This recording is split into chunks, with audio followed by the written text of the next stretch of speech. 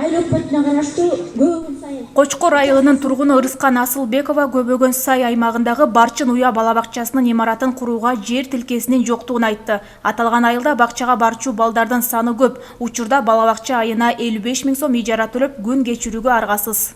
2014 жылдан бери чечилбей келе жаткан бала бакчага жер алуу, участок алуу боюнча көйгөйүбүз чечилет деп ишенип турабыз. Ырыскан Асылбекованын сунушу четке кагылган жок. Балдар бакчасына жер тилкеси чечилип берилди.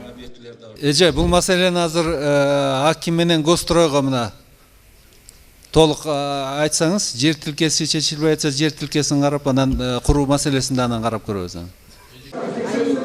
Ал эми Төлөбүбү Каниетова бир канча жылдан бери чечилбей келген жер маселесин ортого салды. Айылдашы менен болгон пикир келишпестик аны укук коргоо органдарына кайрылууга аргасыз кылган. Бирок алардан бир да майнап чыкпай, бүгүнкү күнгө чейин тиешелүү тараптар бир дагы арызын кабыл алышкан эмес.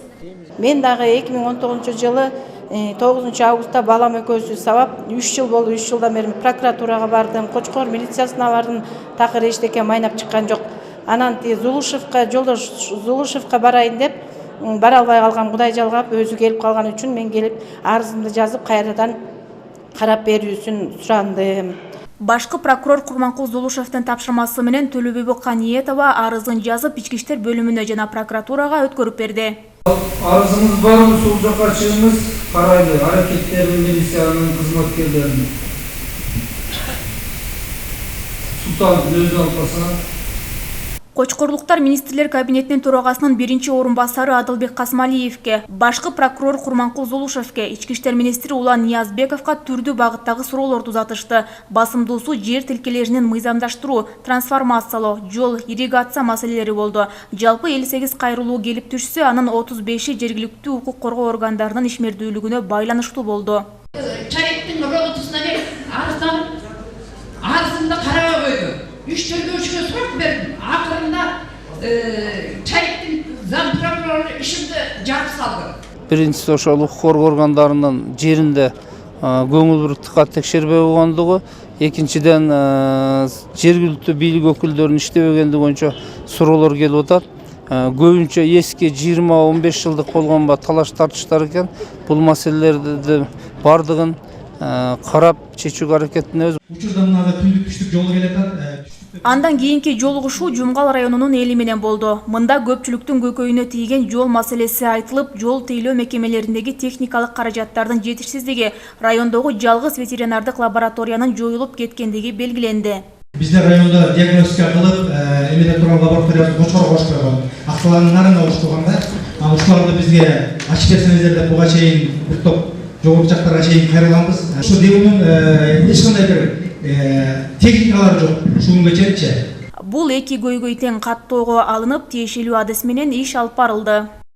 Ветеринардык лаборатория боюнча мына биздин аппараттын кызматкерлери жазып алышты. Мен мына өзүм көзөмөлүмө алам. ДЭУ боюнча азыр бюджет канчалык бизде көбөйгөн сайын каржылоо маселеси дагы каралып жатат. Чайек айылдык кеңешинин депутаты Барчынбек Орозобеков Жумгал районунун катаал шартын белгилеп, райондун аймагындагы 13 айыл өкмөткө бирдей бийик тоолуу шарттагы коэффициентин киргизип берүүнү өтүндү. Бийик тоолуу аймакта жашаган граждандар үчүн жеңилдик жана кепилдик деген законунун 2-статьясында 8 пунктта бул высоталар көргөзүлгөн. Ошо 8-пункттан 9-пунктты киргизип туруп, Жумгал району, Актала, Чаткал, Алай, Чоң Аткалай райондорунда бул высокогорья райондун территориясына бирдей 30% жайылтылат. Жана бирден 8-чи чейинки статья пункттар немеге тиги көңүлгө алынбайт, ишке кирбейт деп койсо, биз муну толук алмакпыз. Ошондой эле үй бүлөдө бир баласы соттолгон болсо, энесине Баатыр эне макамы ыйгарылбай жатканына нааразы болгон пикирлер айтылды. Кыргыз Республикасынын баш мыйзамында бир адам бир кылмышка 2 жолу жоопкерчиликке тартылбайт деп турат.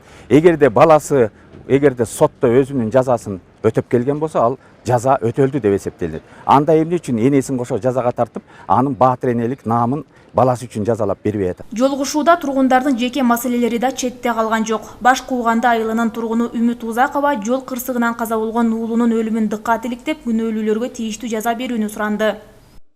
Балам КАМАЗдын арткы дөңгөлөгүнө урулуп каза болгон. Ошондон бери мен ички иштер бөлүмүнө кайрылып келем, бирок сураган жок. бул маселенин бери чыгып арызыңызды бериң, мен өзүм көзөмөлгө алып карайлы. Бул жакта башкармалыктын башчысы турат. Бери чыксаңыз Султанов кабыл алып. Жумгал району Кара Алтындын мекенинен саналгандыктан айыл аймактарда көмүр казууга лицензия берилген карьерлер арбын. Жергиликтүү элдин арасында экологияга зыян келип, жолдор бузулат деген тынчсыздануу бар. Көмүр кесимдери деген көп берилип кеткен да, Меңкүштүн территориясында. Бул эртеңки күнгө кыйын да. Акыбал кыйын болот дейсиз, мунун баары көмүр кезин болуп берилип жатса. Биз ошону алдын ала айтып атабыз, көмүр кезин бербей токтоткула деп, лицензиялар токтоткула, иштебеген карьерлердин лицензиясын алгыла. İştegen gos kariyerler iştesin de olduz. Boğun oşu. Мен природан келди беле. Сизби? Да, такташкыла. Кийин муну биздин аппарат.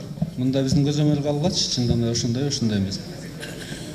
Жумгалдыктар кара кече көмүргени район аймагында турса дагы жергиликтүүлөргө көмүрдүн баасы кымбат болуп жатканын айтышты. Эл разы болсун бул кара кече боюнча. Көмүрдүн баасы боюнча дагы кече онда кечеле Акылбек Үсөнбекович да келген бул жерге. Ошол жерде мына акимге тиешелүү ошо көмүр чыгарган ишканаларга дагы тапшырма берилдиктер. Жумгал элине көмүрдүн баасын жана себестоимость менен белгиле деген.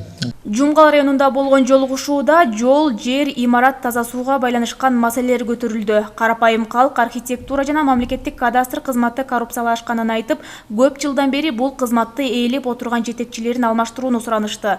Борбордон келген жетекчилер бул көйгөйлөр президенттин жеке көзөмөлүндө болорун, көтөрүлгөн ар бир маселе мыйзам чегинде объективдүү каралып, тийиштүү чечимдер кабыл алынарын убада кылды.